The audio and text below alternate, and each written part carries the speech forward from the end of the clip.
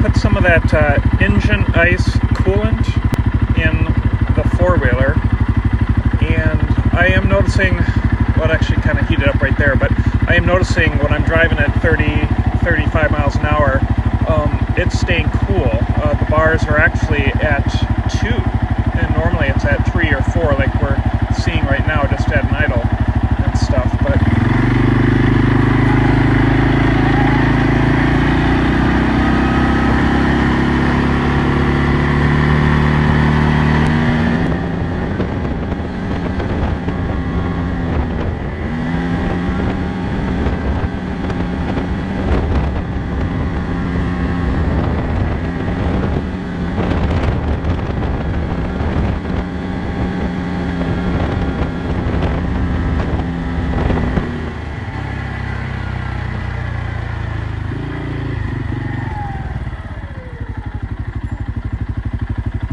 I suppose better pull over before I get run over.